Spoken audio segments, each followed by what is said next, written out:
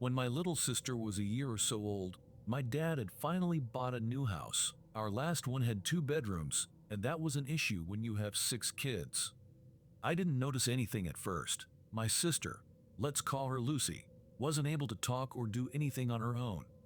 When Lucy was 2.5 years old, she would sit for hours in a small corner in her room, smiling and laughing as if she was seeing something. She told us his name was Bennett. He lived in the woods behind our house. He was just an imaginary friend. By the time she was 3, Lucy could talk more, so she told us what Bennett told her. She said he had a mom, a dad, a sister, but the dad killed them.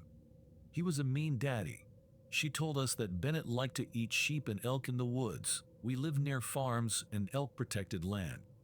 Soon Lucy would start having arguments with Bennett and would tell us that she doesn't want to be his friend anymore.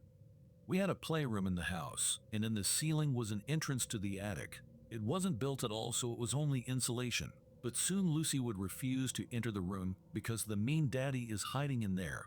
Lucy would also predict things that would happen, like the barn being torn down a mile from our house, our cat going missing, whenever something bad would happen. One day, I was leaving the house, and she was extremely sad, telling me not to go and to stay home. She almost made me late to school. I left anyways a little late. While I was driving, the car in front of me collided with another car that had veered into our lane. I was able to stop before it hit me too, but if I had left earlier without Lucy's interfering, I would have been hit.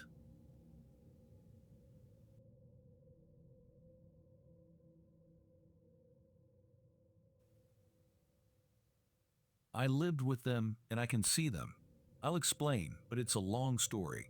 My ex's stepmom was on a supernatural team, and they were cleansing houses. Well, one day they threatened her, see she wouldn't stop, and said they'd come after her family. She did one more, and then her granddaughter, who didn't know how to read or write or anything of the alphabet yet, brought her a paper she drew of 3 consecutive 6s. On the same day, my ex, who was a major Christian and loved his Boy Scout group, quit both and gave his Bible specifically to her. Fast forward, about a month or 2 later, he started using all sorts of drugs and got his hands on a satanic Bible. He decided to write a letter denouncing Christianity and that he will not follow God. And he signed it with his blood and burned it over a black candle while reading this Bible. Fast forward to when I moved in with him, which was a few months later, and he still kept all the supplies he had used and lived in the same house. He started becoming furious at the littlest things, like a bad dream or ran out of drugs. He beat the dog. He beat me. He screamed at his sister and mother. And every time he got mad, it ended by him saying, "Make them stop." The voices, and he would punch himself in the head until he bled. He broke his hand doing that numerous times, even used a brick once.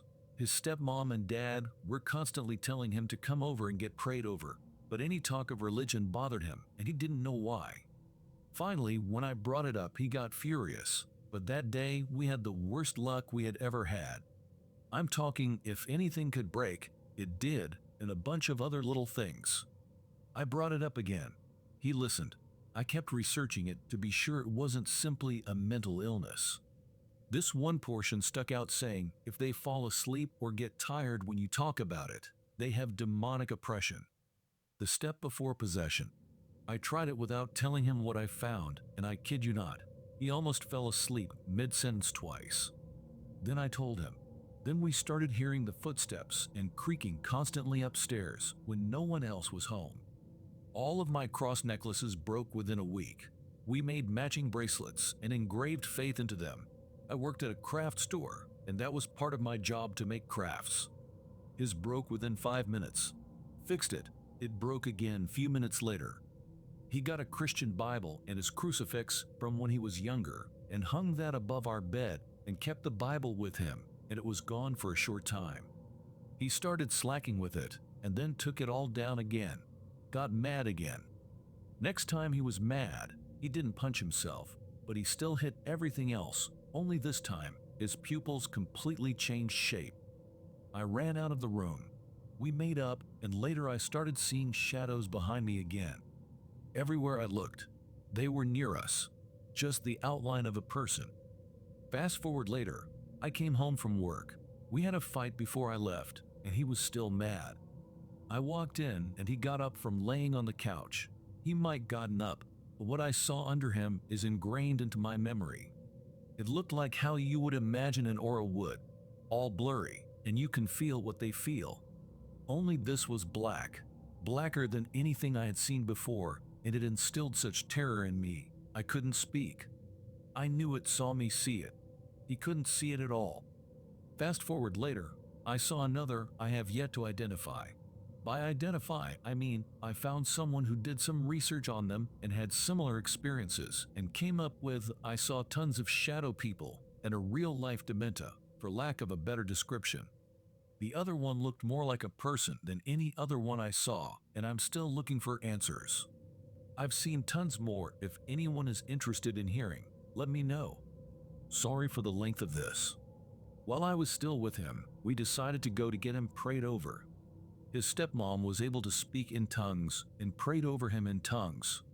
Before this process, he has such dark circles under and around his eyes you could almost mistake for slight black eyes. Frequently got migraines for no reason, and whenever he got mad, he couldn't remember anything. After the process, he no longer had the dark circles and barely got migraines. No, this didn't fix it. However, it helped us stay safe. My ex and I didn't work out, obviously, but it opened my eyes to the side of this world I had not known was there. I had been seeing these things, but I blamed them on my contacts or being too tired or an overactive imagination until I did some investigation into my ancestry as well as some of my more questionable experiences. As for the names of what I saw, I called them demons or angels based off of the feeling they give off. Being how I'm pretty open about my experiences with it, I found out that a friend and old boyfriend of mine had seen skinwalkers, or the rake, whatever you want to call it. They told me those stories separate times and never met each other, but both had incredibly specific and identical descriptions, and another friend has an animal type of thing in her house around her stairs.